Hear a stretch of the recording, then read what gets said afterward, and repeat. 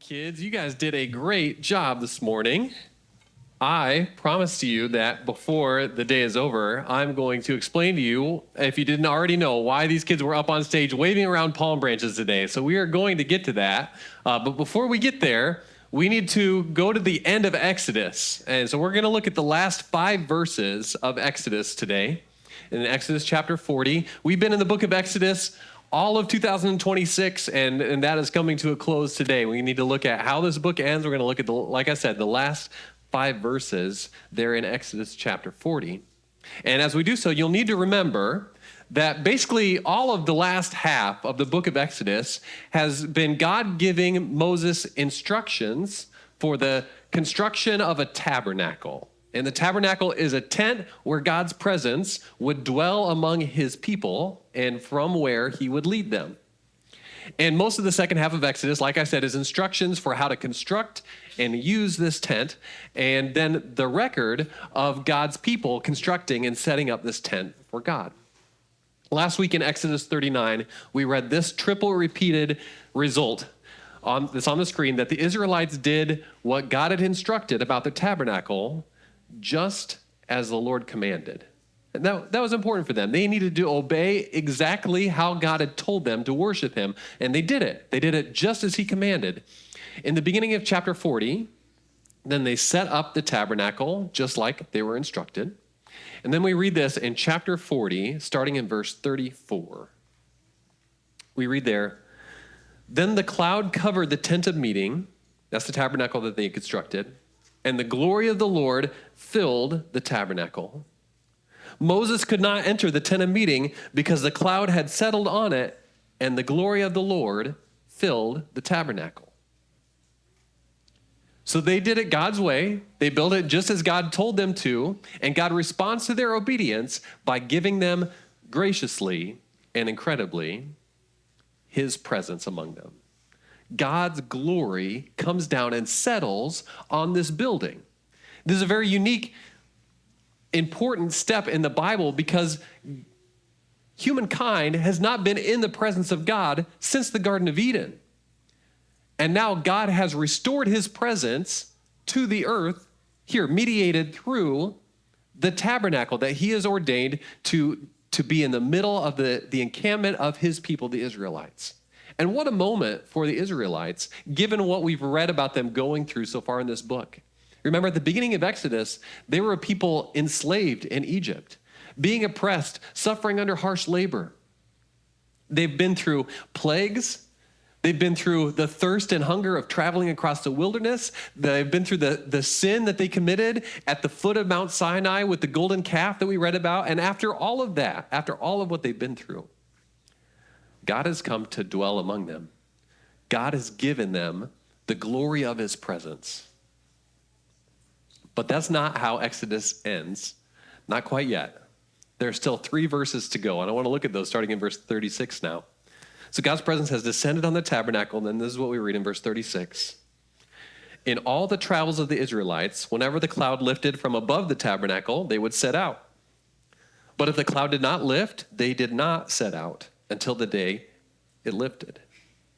So the cloud of the Lord was over the tabernacle by day, and fire was in the cloud by night in the sight of all the Israelites during their travels." Here I want you to see why these people were given God's presence. It is so that they could follow God, so that he could lead them. That is the nature of their relationship. God is among them to be the one that they follow, to be the one who directs their life. Now today, I'm going to show you how this passage connects to Jesus and the story of Palm Sunday where Jesus enters Jerusalem. And what I want to point out to you is that you, like the Israelites, have received God's glorious presence. And like the Israelites here, that means that we need to follow him now, just like they did. And to do that, I'm going to have to really broadly tell you the whole big picture story of the Old Testament with a pit stop in Ezekiel. So if you want to turn to Ezekiel 8, that's the next place we're going to be in our Bibles. But there's a lot that happens in between Exodus and Ezekiel in the Old Testament, there's a big story there. So what we just read at the end of Exodus was God coming to dwell among his people. And that was the beginning of the story of a relationship between God and the people among whom he was dwelling, the Israelites. He redeemed them out of Egypt so that he could be in this relationship with them where he is among them and is leading them. And that is what happens going forward in the Old Testament over the next several hundred pages of your Bible from the end of Exodus. What we're reading is the story of this people's relationship with God who is among them.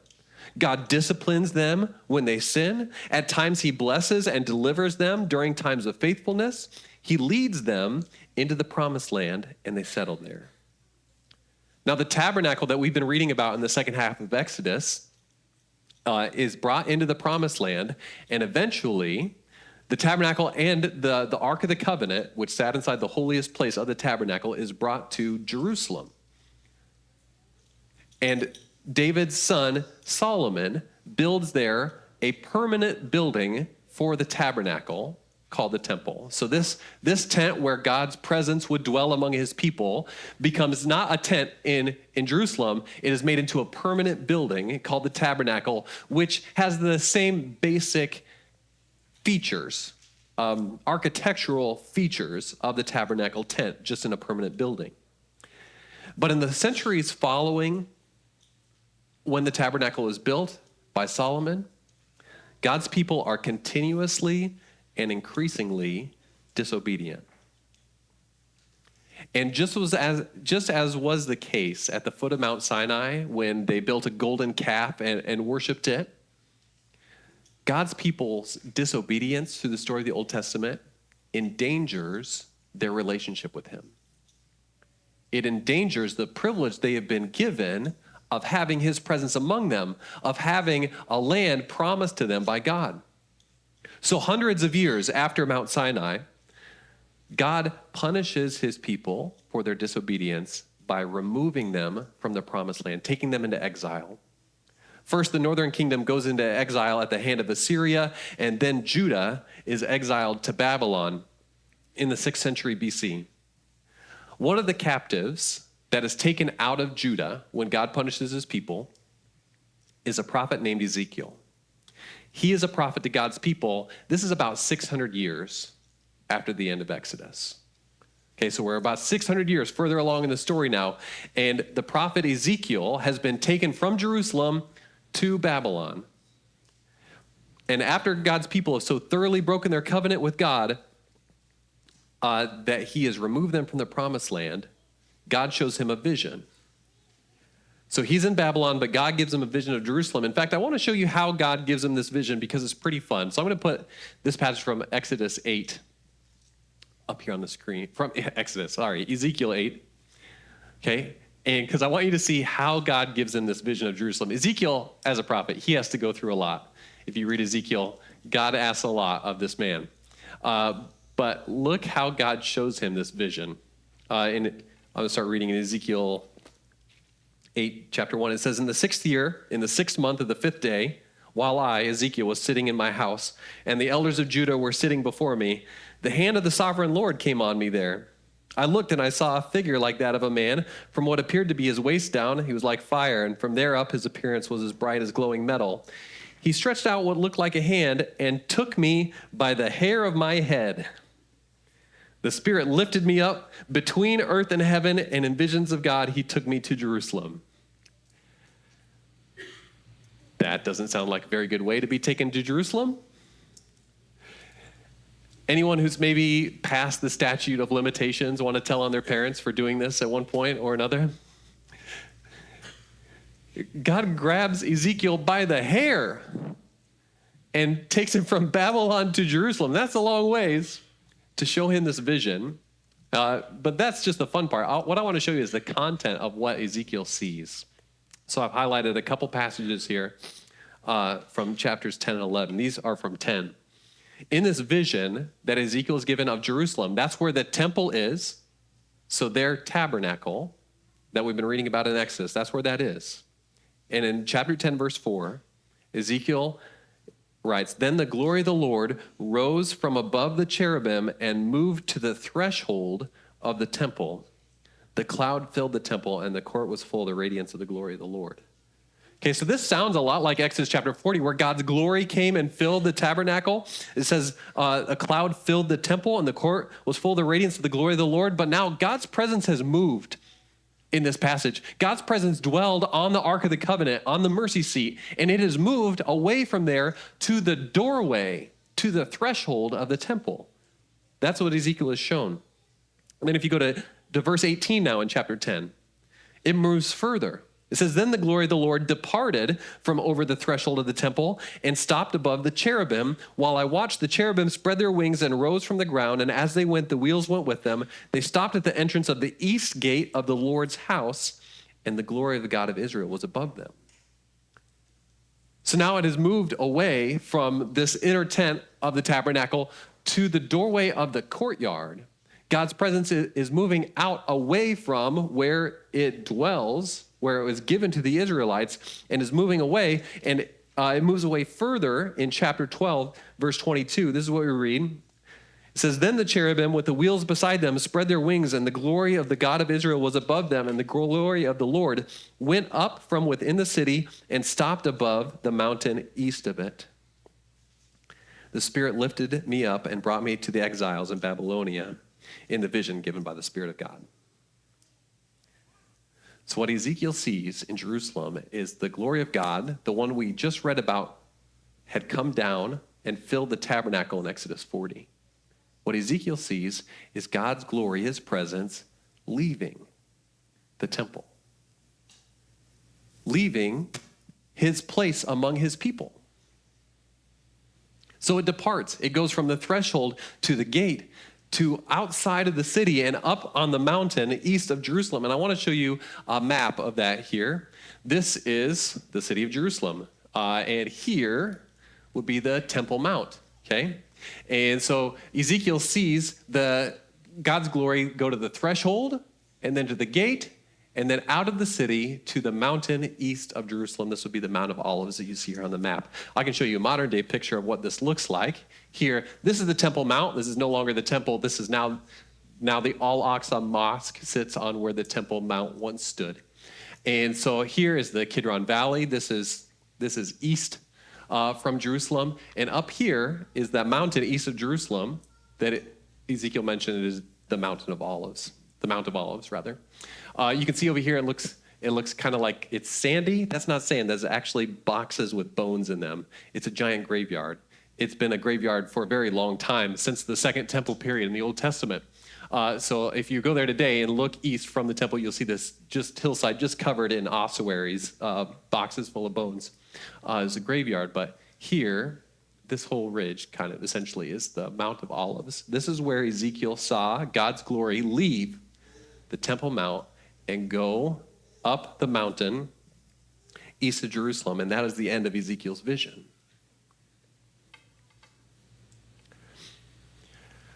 Now I want to talk to you about Palm Sunday. And so we're going to go to Matthew chapter 21. We're done with Ezekiel. Palm Sunday happens just 5 days before Jesus is crucified. And so it's at the very end of Jesus' ministry. Jesus is coming to Jerusalem knowing what he's going to do there, knowing that there he's going to face the cross and that his ministry is coming to a conclusion. Jesus has traveled from Galilee to Judea, and in Matthew, Mark, and Luke, in those three Gospels, this is the first time that Jesus enters Jerusalem during his adult ministry. And so he is approaching Jerusalem for the first time. And then this is what we read about happening on Palm Sunday in Matthew chapter 21, starting in verse 1. It says, "As they approached Jerusalem and came to Bethphage on the Mount of Olives, Jesus sent 2 disciples, saying to them, 'Go to the village ahead of you, and at once you will find a donkey tied there with her colt by her.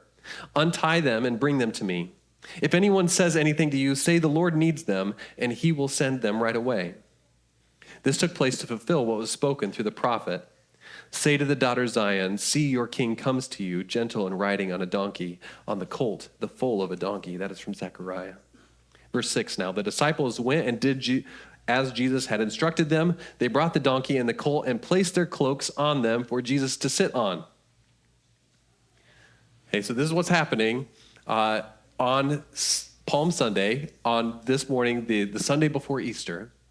And I want to show you what that looks like. Here, Jesus was coming from Bethany, the home of Mary and Martha, and he's approaching Jerusalem, and he goes and gets a donkey from Bethpage, and he is ready to walk down this hill. Right? This is the same hill on which Ezekiel's vision concluded with God's glory being there. And Jesus is going to approach Jerusalem from the east and go directly into the temple. So if you can see this picture of modern day Jerusalem, it would be right about here. This is the route that Jesus is following down here across the Kidron Valley and into the temple courts is where he is going. And so what we're going to read now, starting in verse 8, happens as Jesus is descending this hill that you see on the screen. We read there, a very large crowd spread their cloaks on the road, while others cut branches from the trees and spread them on the road. The crowds that went ahead of him and those that followed him shouted, Hosanna to the Son of David. Blessed is he who comes in the name of the Lord. Hosanna in the highest heaven.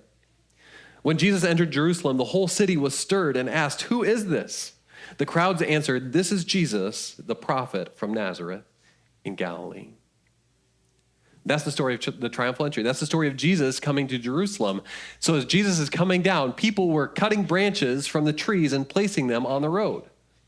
In the Gospel of John, we learned specifically that these were palm branches and that they weren't just putting them on the road, they were also waving them. So that's why a bunch of kids this morning had palm branches in our church service and marched down the aisle saying Hosanna, because that's what the people were doing on Palm Sunday to acclaim Jesus as king. And that's what we have our kids do. Jesus was riding into Jerusalem then on a donkey's colt. Did you know some churches bring in a donkey on Palm Sunday?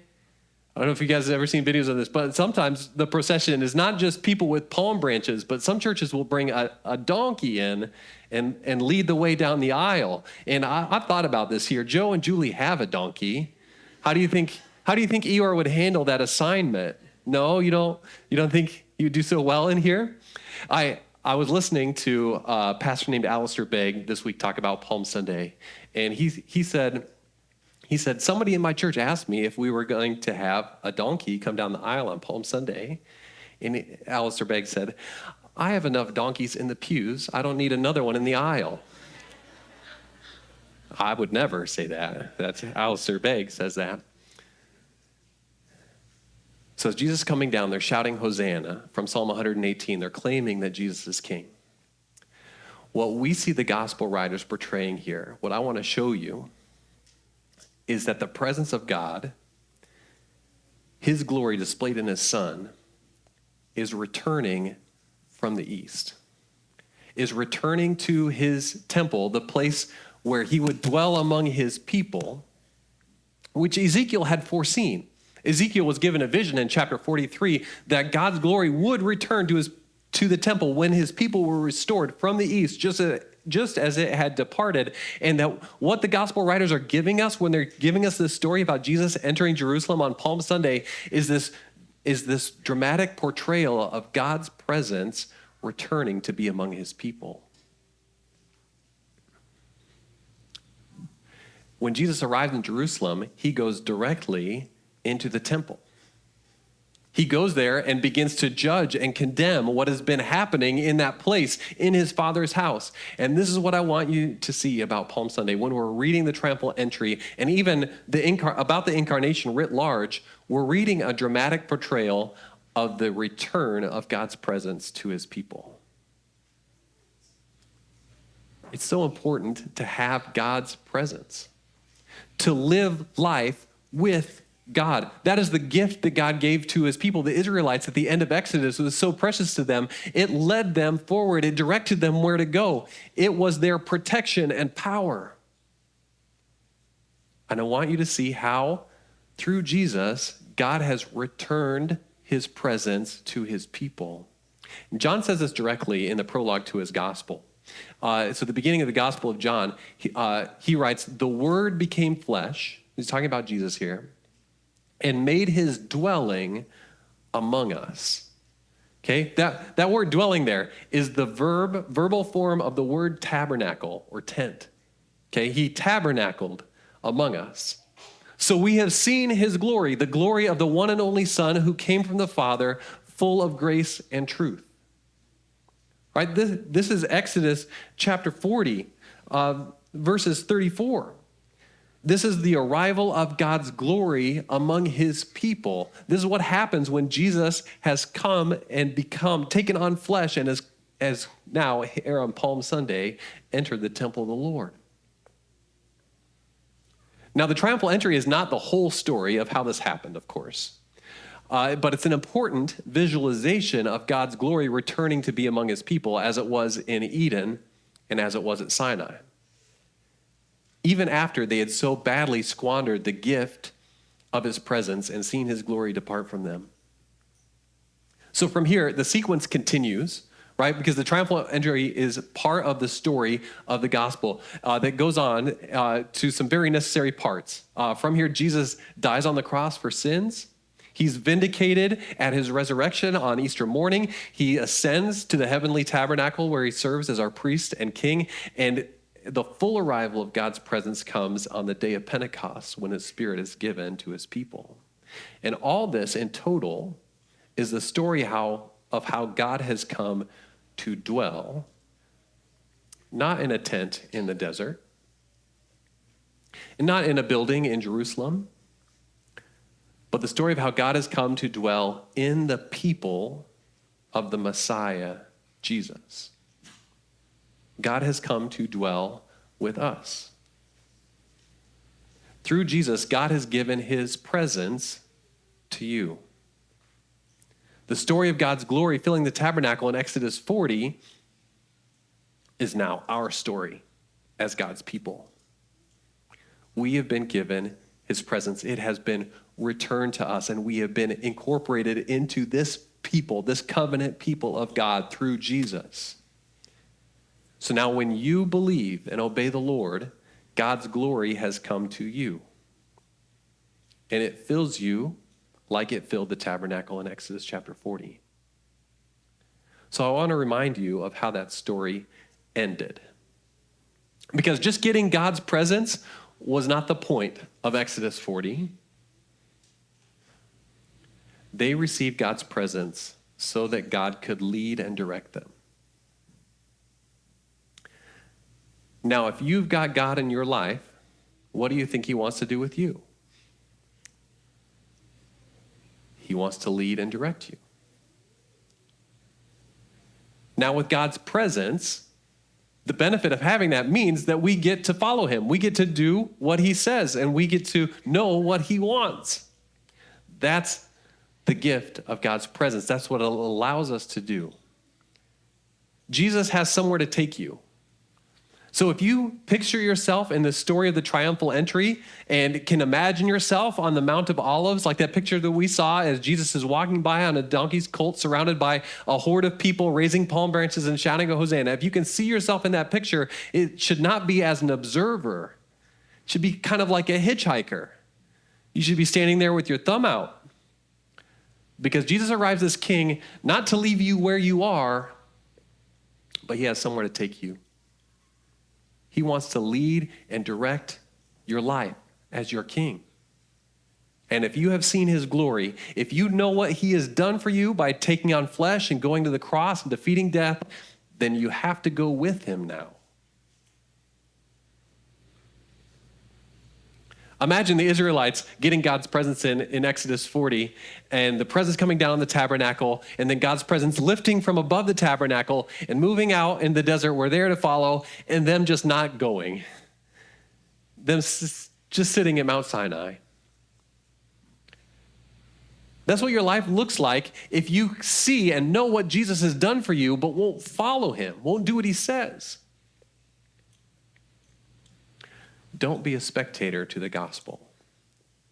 Don't be a spectator on Palm Sunday. Be a hitchhiker. Start right now, this week, to live out your faith. That probably looks like dusting off your Bible and reading it this week. It may look like turning off the radio in your car and praying to God. It may look like finding that prayer journal that you started once and picking it up again, writing a new chapter.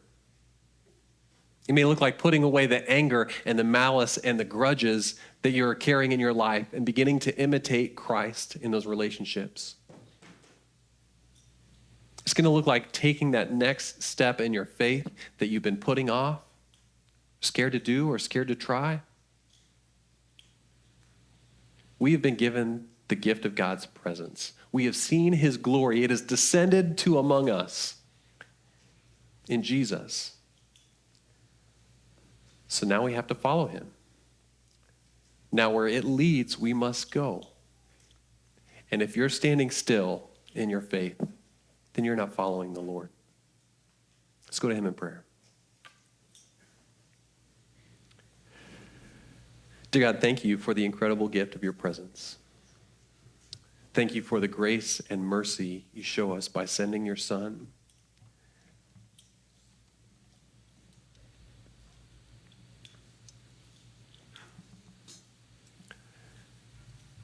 God, forgive us for the times when we have looked away from your glory, where we have ignored where it goes and how it moves and how it directs us to do what we want in disobedience to your word.